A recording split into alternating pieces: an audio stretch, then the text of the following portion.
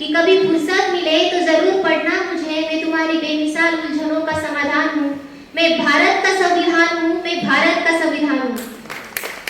नमस्कार, मी मला जन्म देणाऱ्या आई साहेबांचा एक निडर निर्भीड आवाज, मी शिवशाहू फुले आंबेडकर तुझ्या कविता सुनील खरात आपल्या सर्वांचे आपली जन्मभूमी महाराष्ट्रामध्ये मनपूर्वक स्वागत करते।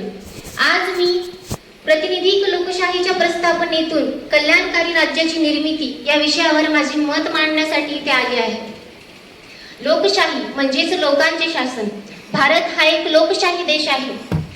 भारतात कित्येक प्रकार पडतात, पण भारतामध्ये देश चालवण्याच्या निर्णय प्रक्रियेत आपण नागरिकांना कशा प्रकारे सहभागी करतो या व्यवस्थेवरती वेगवेगळे प्रकार मानले जातात, पण सामान्यत लोकशाहीचे दोन मूळ प्रकार आहेत, ते म्हणजेच प्रत्यक्ष म्हणजेच थेट आणि दुसरा म्हणजेच अप्रत्यक्ष, ज्याला प्रातिनिधिक लोकशाही म्हटले जाते। भारत हा प्रातिनिधिक लोकशाही आहे, ज्यामध्ये प्रातिनिधिक लोकशाही खूप महत्त्वाची आहे। जेव्हा नागरिक एक प्रतिनिधी अधिकारी निवडतात तेव्हा ते त्यांना जाणून घेतात, त्यानंतरच आपल्या मताधिकाराने त्याला अधिकारी निवडतात। भारतात डॉक्टर बाबासाहेब आंबेडकरांनी आपल्या पेनाच्या तलवारीने भारतीय संविधान आपल्याला दिले, पण त्यापैकी कलम 38 म्हणजेच राज्याने लोककल्याणाच्या संवर्धनासाठी समाज व्यवस्था प्रस्थापित करणे या कलमाद्वारे आपण या विषयाला पुढे समोर नेऊ शकतो आणि याच्यामध्ये नक्कीच उर्वरित बदल करू शकतो।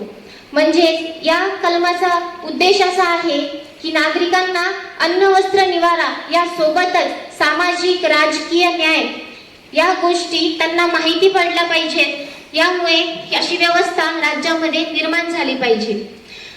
अध्यक्ष महोदय, आपल्या सर्वांसमोर मी आपला प्रश्न सादर करते की डॉक्टर बाबासाहेब आंबेडकरांनी भारतीय संविधान भारत देशाला दिले, म्हणजेच कोणाला दिले? ज्या राज्यघटनेवर आजची राज्यव्यवस्था चालते, मग ते सुप्रीम कोर्ट असो, हायकोर्ट असो, संसद असो, विधानमंडळ, कायद्याच्या मर्यादेमध्येच। मग संविधान जर आपल्यासाठी आहे, पण संविधान जर आपल्यालाच माहिती नसेल तर ही खूप मोठी शोकांतिका आहे। आज कित्येक नागरिकांना मूलभूत अधिकार माहिती नाही।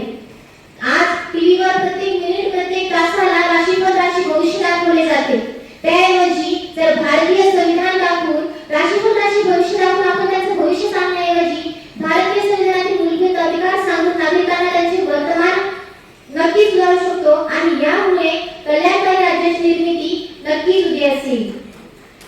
अध्यक्ष महोदय, आपल्यासमोर माझा प्रश्न असा आहे, आपण अशा भारत देशामध्ये राहतो जिथे दिवसाच्या प्रत्येक 6 मिनिटाला एक बलात्कार होतो, एका दिवसामध्ये 72 ते 100 बलात्कार होतात। हेच कल्याणकारी राष्ट्र का?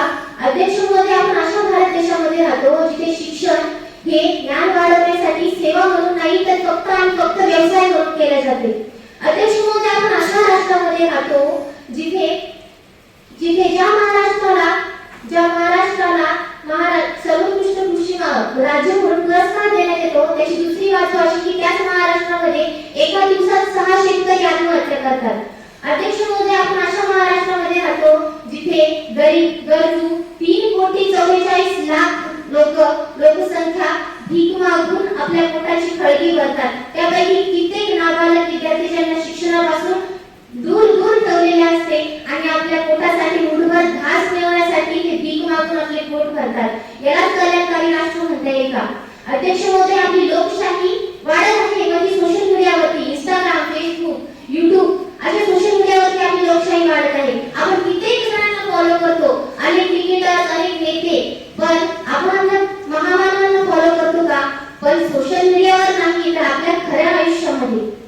अध्यक्ष महोदय, माझे प्रश्न आपल्याला नक्कीच विचारात काढतील आणि आपल्याला मी आज ते ठामपणे माझे मत मांडू शकते, कारण भारतीय संविधानातील कलम 19 भाषण स्वातंत्र्य, कलम 14 कायद्यापुढे सर्व नागरिक समान आहेत, कलम 15 धर्मवंश, जात, लिंग, जन्मस्थान या कारणांवरून भेदभाव करण्यास मनाई, कलम 21 शिक्षणाचा हक्क, असे कित्येक मूलभूत अधिकार आपल्याला डॉक्टर बाबासाहेब आंबेडकरांनी दिले आहेत।